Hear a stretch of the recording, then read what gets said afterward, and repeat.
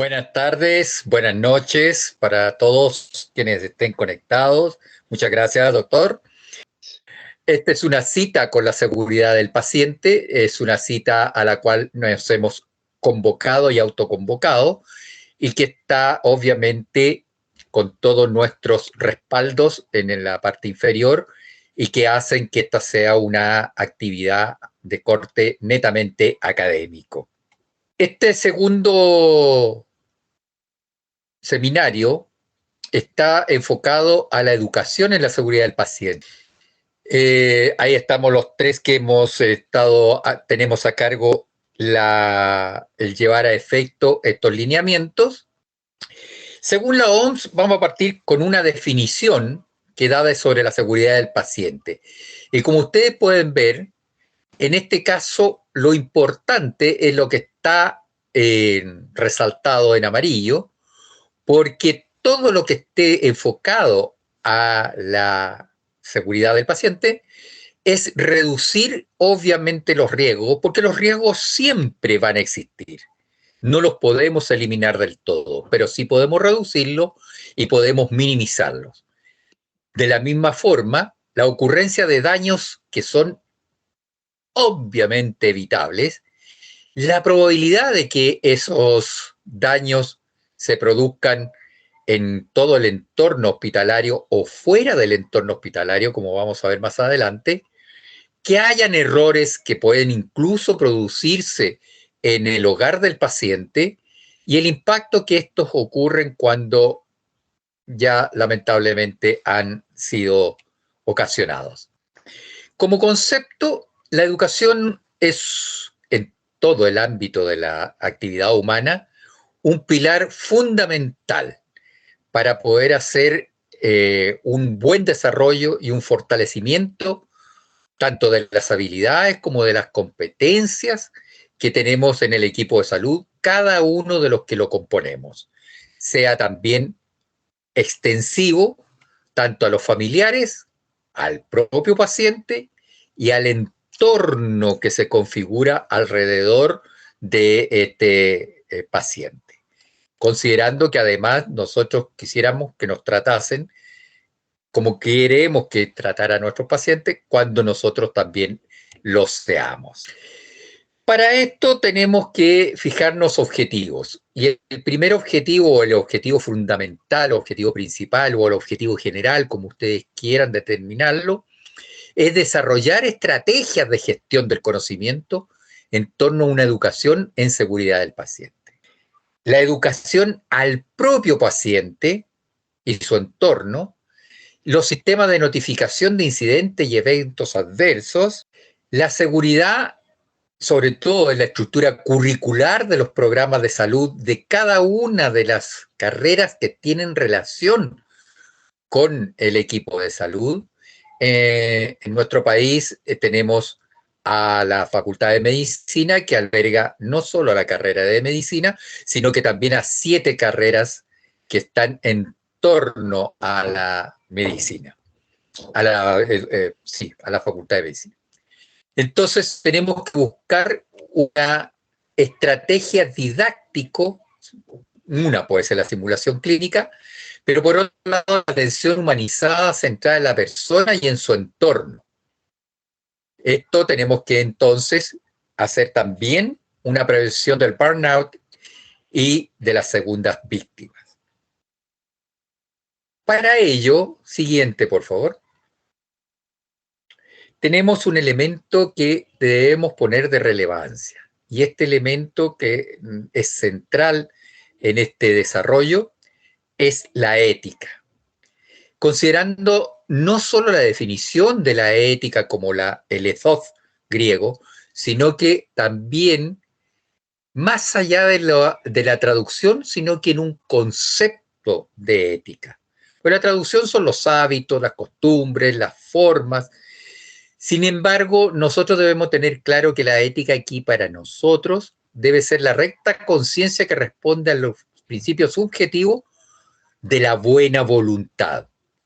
Lo que, en términos simples, es que además de recta, debe ser buena, en sentido positivo, por supuesto, y tendiendo al establecimiento de un bien común dentro de la sociedad, siendo este bien común la salud en la atención con la seguridad del paciente. Para esto debemos volver nosotros a introspeccionarnos y tener claro que nuestra identidad profesional está ligada a los conceptos de la bioética. Pero hemos puesto en primer término la autonomía, porque la autonomía de los 4 principios básicos corresponde de forma exclusiva al paciente.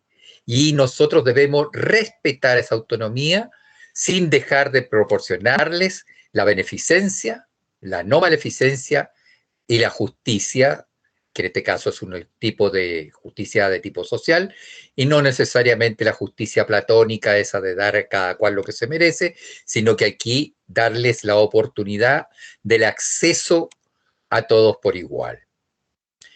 Esto en la identidad profesional nos obliga a entregar un resultado que nos va a permitir resolver todas las dudas diagnósticas, y si no todas, por lo menos un gran porcentaje, para tener una verdadera aplicación de la medicina basada en la evidencia. Estas 2 cualidades principales nos van a permitir distinguirnos de otras profesiones. Por lo tanto, el ejercer en el ámbito de la medicina, de la salud o de las carreras que contribuyen a este ejercicio profesional es de forma absolutamente distinto y preferente para la atención de nuestros semejantes. ¿Por qué?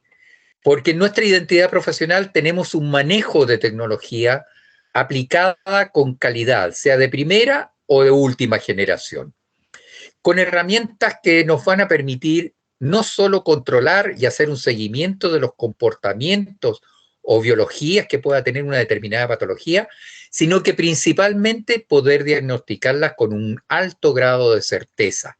Y para ello tenemos una formación académica absolutamente exigente en nuestras universidades. Por lo tanto, junto con lo anterior, tenemos algunos aspectos legales que hacen que estos puedan normar la profesión con un marco jurídico y una legislación que todos debemos conocer, con un reconocimiento por parte de la comunidad y profesionalmente un código de ética y de ontología. Esto significa que aparte de tener ética, debemos cumplir con el deber ser. Veamos entonces cómo estos elementos que hemos mencionado van en directa relación con la educación para la seguridad del paciente, enfrentando los riesgos que tiene el ejercicio de nuestras profesiones. Esos son algunos de los que tenemos. Por ejemplo, riesgos profesionales, que todos sabemos que en algún determinado momento podemos sufrirlos, y durante la pandemia lo hemos visto, siendo parte de las segundas víctimas que hemos determinado. También problemas de riesgo ético, sobre todo en algunos casos con objeciones de conciencia, riesgos legales al ser mala praxis, riesgos civiles por algún hecho que nos obligue a enfrentar una demanda, y riesgos penales, los cuales son de muy alto riesgo. Frente a esto vamos a encontrarnos con dilemas asistenciales, dilemas administrativos, dilemas en la investigación, y por ello nos auxiliamos de los comités de ética. Los comités de ética son instancias de reflexión, no son instancias de resolución, y eso hay que tenerlo muy claro. Y tampoco son instancias dentro de un hospital para resolver los problemas entre los profesionales. Son instancias para asegurar una buena atención a los pacientes, y ahí hay una seguridad implícita en el hacer profesional. Cuando se hace investigación en pacientes debemos tener muy claro la legislación nacional e internacional. la formación de investigadores y de los miembros de los comités, y tener, por supuesto, un balance positivo entre la obtención de los resultados clínicos y el aporte de los conocimientos científicos. Aquí vamos a mostrar un ejemplo de algo que salió publicado en octubre del 2010 y no es el ejemplo de Tuskegee clásico que todos conocemos con el manejo de la sífilis en personas afroamericanas, sino que en este caso fue en Guatemala. O sea, aquí hubo un experimento que provocó una situación con 83 muertos, lo cual nos lleva a pensar que no todo lo que se puede hacer en ciencia se debe hacer en virtud o en beneficio de la ciencia. Continuemos entonces educándonos en este sentido, y para ello tenemos que tener, obviamente, y recordando que el primer principio de la bioética es la autonomía del paciente, una escucha activa y empática, una atención compasiva, pero compasiva no en el sentido de sentir lástima por el paciente, sino que en el sentido de comprenderlo en su dolor y en su aflicción. Porque no nos olvidemos que detrás de cada examen, detrás de cada muestra, detrás de cada lámina que nosotros observamos, hay un paciente que sufre. Sufre la incertidumbre de no saber qué tiene. Después sufre la incertidumbre de no saber, al tener conocimiento de lo que tiene, si esto va a tener tratamiento. Luego, si el tratamiento le va a ser efectivo. Y en tercer lugar, si va a poder sanar y recuperarse. Por lo tanto, ahí debemos tener una atención que deba ser realmente en conciencia y dirigida específicamente hacia nuestro paciente. Proveerle a sí mismo, como le damos la noticia al paciente sobre lo que tiene, le informamos. Hoy en día recordemos que siempre debe informar al paciente sobre su patología, pero también a la familia, a menos que haya algo en contrario. Y la familia debe saber cómo proceder en conjunto con el familiar enfermo. Debe tenerse, y aquí es muy importante, y lo vemos quienes han seguido de alguna forma esta serial del Doctor Milagro, que es la comunicación asertiva. Hay que tener cuidado como no solo como decimos, sino en el momento en que decimos y bajo el énfasis o el tono como decimos nuestras comunicaciones. Cómo nos conectamos con el paciente y cómo nos conectamos con la familia y su entorno. Y por lo otra cosa, que es muy importante, es que hoy en día ya no es el master dicit, es decir, el maestro lo dijo, sino que simplemente hoy en día las decisiones son compartidas entre el paciente, el tratante, el tratante y el equipo de salud y su entorno familiar. Para ello, entonces, nosotros necesitamos asistir a cursos sobre estas habilidades blandas que se nos han dado hoy en día. Tenemos que saber un poco de sociología, evidentemente. Ya no basta con aquello que aprendimos en nuestras aulas cuando nos formamos. Tenemos que tener algunos cursos de psicología hoy en día actualizados.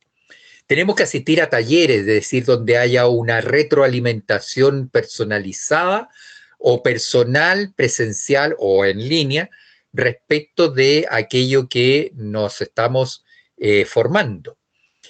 Podemos hacer simulaciones, pero recordemos que las simulaciones tienen que ser, ojalá, bajo un aspecto de role playing, es decir, un encuentro de roles, más que simulaciones con otros elementos, y participar activamente en eventos académicos y científicos.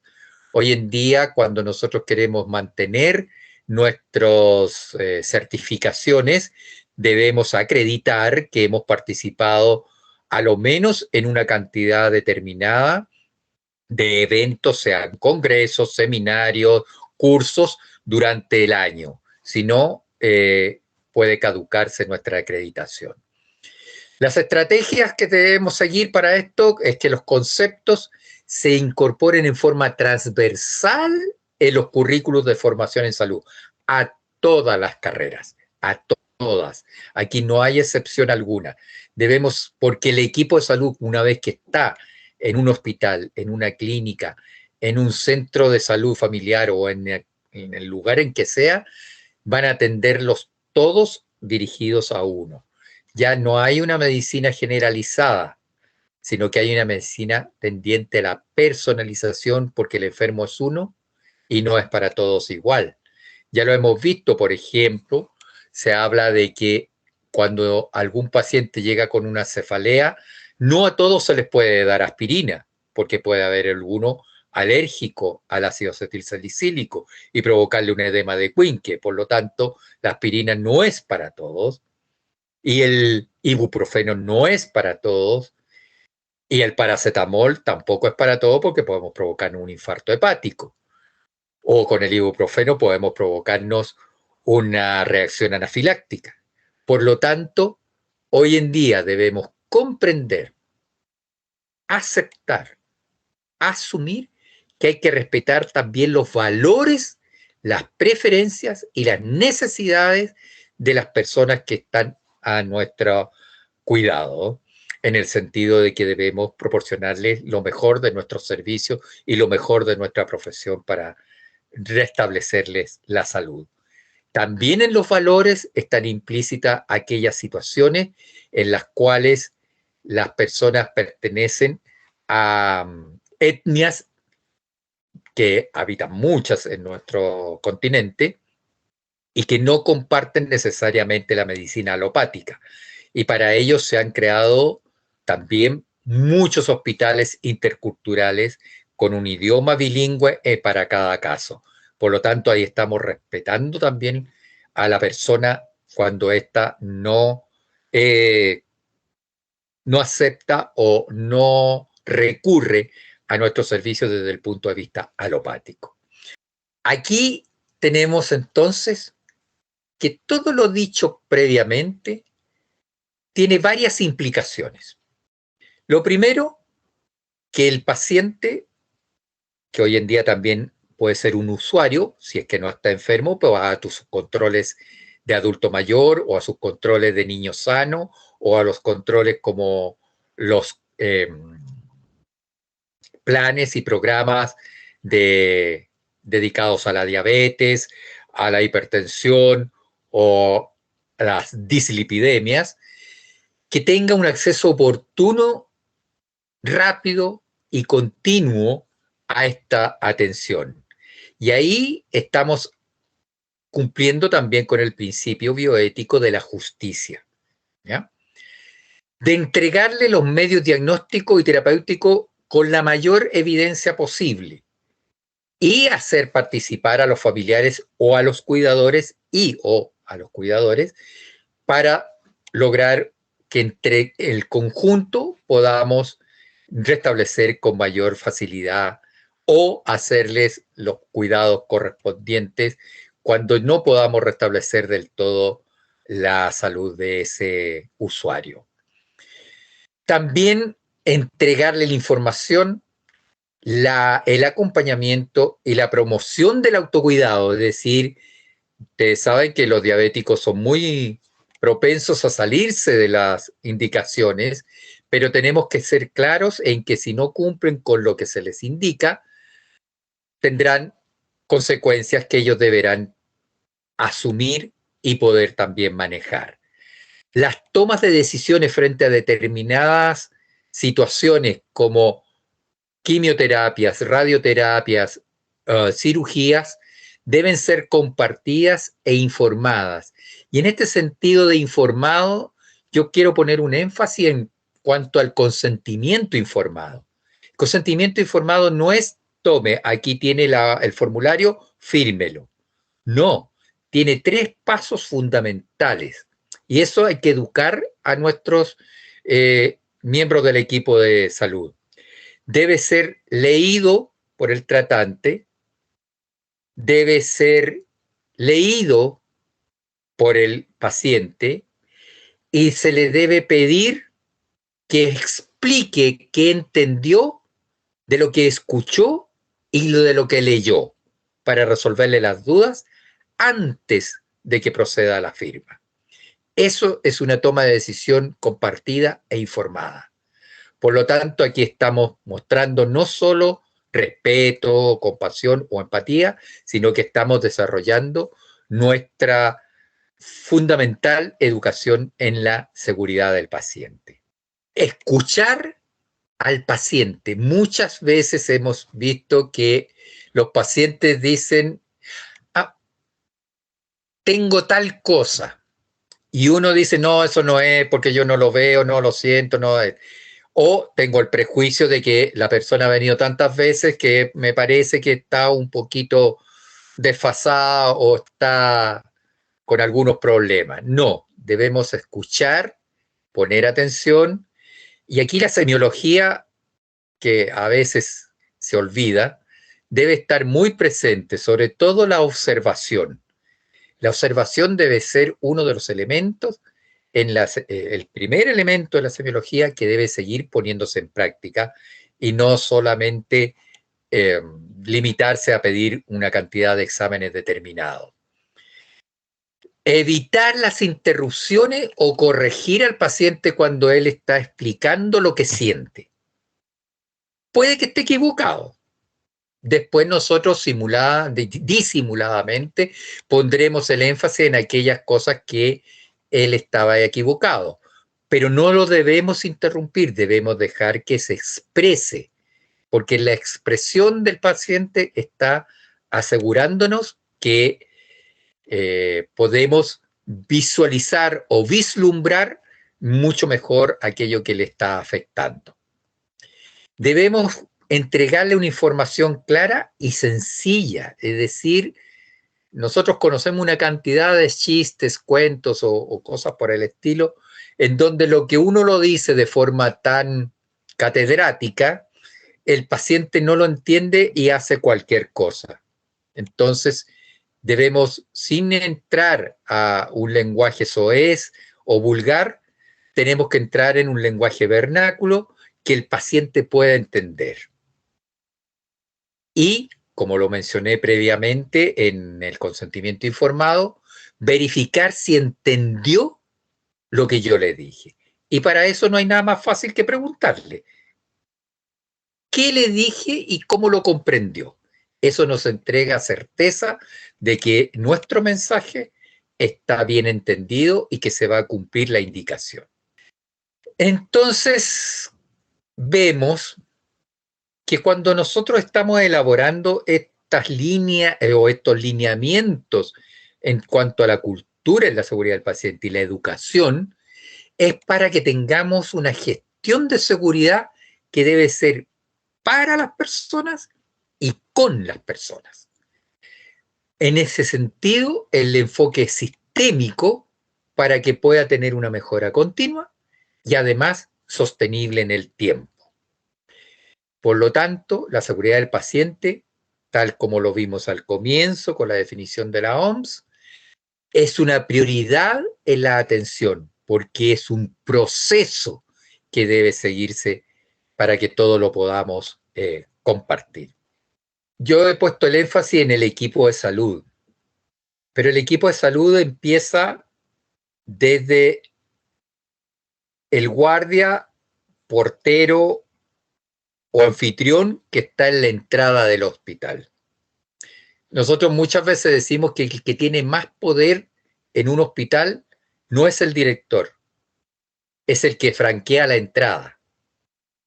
Por lo tanto, a esa persona también debemos hacerle entender que él debe tratar con la misma forma y deferencia, sea quien sea el que llega a recurrir o a requerir los servicios hospitalarios. Pero para nosotros además debe haber transparencia y confianza, e inspirar confianza. para que el paciente pueda sentirse relajado y expresarse con naturalidad frente a lo que le aqueja en referencia a lo que nosotros indaguemos. Pero por otra parte, también debemos ser sumamente honestos, sumamente transparentes en reconocer cuando nos equivocamos. Y cuando nos equivocamos, no ocultarlo, pero también tener la claridad del momento, la forma y cómo tratar de enmendar o corregir el error cometido. Porque debemos saber que todos los errores a veces pueden ser enmendados, corregidos, pero también son una oportunidad para mejorar. Por eso es que se constituyen protocolos que deben ser seguidos y estos protocolos deben ser revisados cada cierto tiempo y actualizados en función de aquello que ya hemos visto como errores. Y no me canso de decirles y asegurarles y reiterarles que la educación evidentemente va a comenzar por nosotros. Esta educación que debe ser impartida, compartida y externalizada a todos nuestros profesionales del equipo de salud, debe también involucrar a los pacientes, a quienes estén en su entorno y por lo tanto también a quienes les cuiden extramuros de los hospitales, de las clínicas o de los centros de salud. Quisiera terminar con la última diapositiva, poniendo un énfasis en algo que redondea esto. Y esta foto, no sé si ustedes la conocen, pero este es el primer bebé de probeta que se creó en el mundo. Está con su madre y el médico y su esposa, que fueron los que consiguieron esta primera genialidad en el ámbito de la medicina. Y aquí está la seguridad del paciente reflejada en su máxima expresión.